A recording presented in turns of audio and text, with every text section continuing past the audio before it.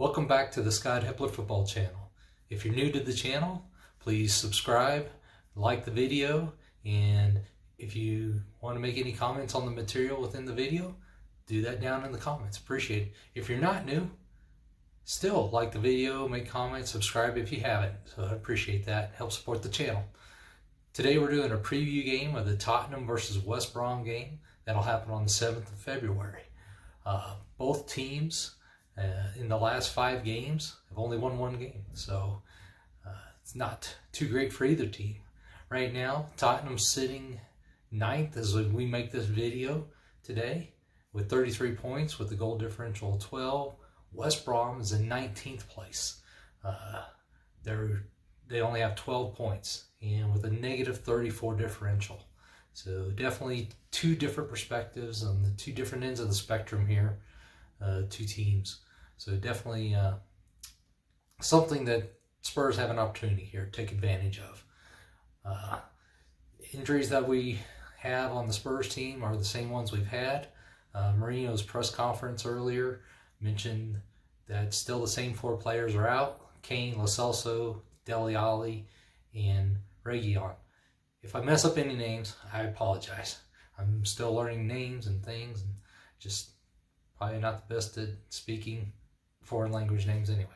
So, but the good news is that we expect to have Kane back this coming week, as soon as the Everton game. So that could be a big positive and plus for the Spurs fans and the team. Reguilon, they're still looking 3 to 4 weeks out. Or excuse me, not Reguilon, but Lo Celso is still 3 to 4 weeks out. Dele Alli, still don't know what his injury is. Don't have a time frame on it. So who knows? And then Reguilon, he has the muscle injury. Don't know exactly how long he's going to be out. They haven't put a time frame on that yet. But this is definitely an opportunity for the Spurs to get back on the right track. With losing 3 in a row and only having 1 win out of our last 5, that's definitely not where we think we should be as a team. I'm sure everyone thinks that. West Brom has conceded 52 goals in 22 matches this season. So as much as we have struggled to get goals in the last 10 games, 8 to 10 games, get goals, and missing Kane, this is probably a good opportunity for us to get some goals. They're giving up about almost 2.5 goals per match. So if we're ever going to score against anybody, this is probably the team. As far as their ability to score, they only have 18 goals in 22, which is less than a goal per game. So definitely an opportunity for us to try to get a win. If we see some fight out of our guys, the last few games have just been kind of ho-hum. Our guys have kind of seemed to be going through the motions. It could be dead legs, could be overworked, and a number of the players and things like that. So don't know exactly why we're not playing with the energy that we had early in the season. But I think a lot of it has to do with some dead-leggedness and some fatigue. Another thing with West Brom and their ability to score, their leading scorer and leading assist man is the same person. So really, we shut down one person, we've effectively shut down their entire offense.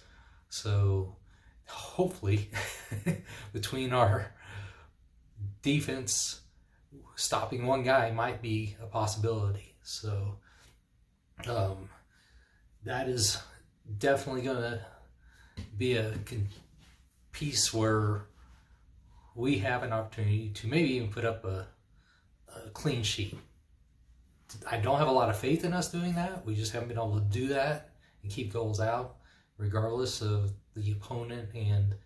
But I do think we have an opportunity here to get a result.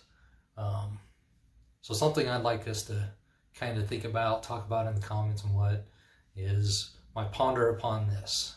So my ponder upon this for the preview is how Jose sets up this squad, to me, is going to indicate where he's going to be putting his focus for the rest of the season.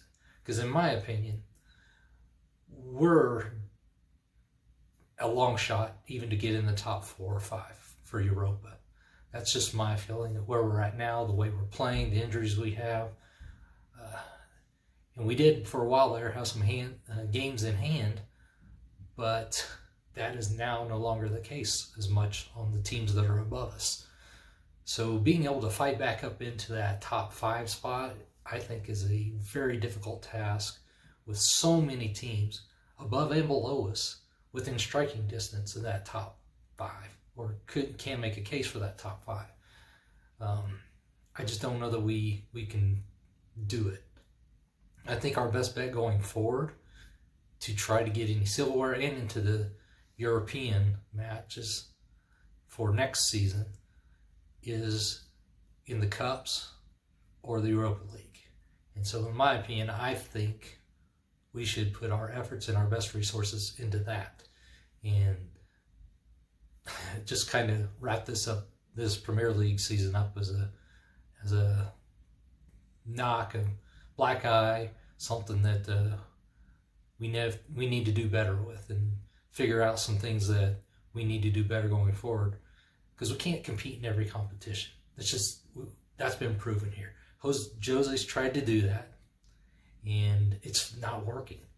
He continues to play our frontline players in every single match. Even if he doesn't start them, he's playing them.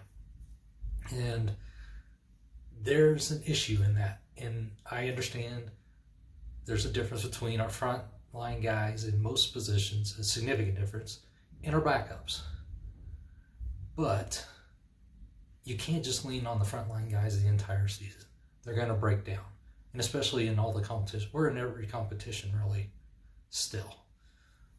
So, with that being said, I think we should put most of our efforts in working towards getting into European competition through the Cups or the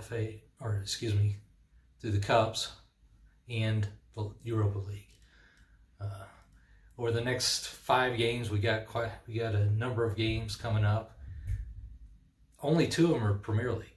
3 of the 5 are either FA Cup or Europa League. And that's where I think we should put our efforts and our resources.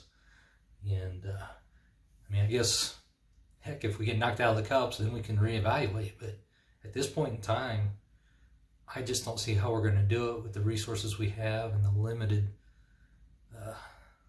ability for us to bring players in to fill spots and get results. And so that's just kind of my opinion there. As far as the game, I do think that we should win this game still, even with our bad run of fixtures here. I don't think it's going to be super pretty either. Again, I'm a proponent of not putting our frontline players out there. So that means like no Song, no Hepler, no, any of what you consider our frontline players in Domblay. I don't think those should be the ones out there for this game. Because it's more important for us to try to win that next game, which is going to be the Everton game on the 10th. And to me, that's more important, because that gets us a step closer to the FA Championship. Also gets us a step closer to at least getting back into the Europa League if we win that. So gets us back into European competition for next year. Because if we don't get European competition next year, I think we have a chance of losing Harry Kane, Hugo Lloris, maybe even a couple other players, because they're going to decide Tottenham's not won in European competition. We're probably going to finish somewhere, I want to say 10-7 at the way we're going right now. And I don't think they're going to want to play here. And while no player is bigger than the team, you can't blame a player for moving on because the team's not pulling their weight to allow them to play in the competitions they deserve to play in. Because, how can you argue that Harry Kane shouldn't be playing European football? You just can't. He's one of the best strikers in the world. So those are my thoughts on the upcoming game. I am going to have a predicted lineup video coming out, so be sure and watch that. I'm going to go over what I think we should do as far as a lineup. Not necessarily what Jose's going to do, because Jose's going to do what he does. He doesn't care what I think. But these are my thoughts.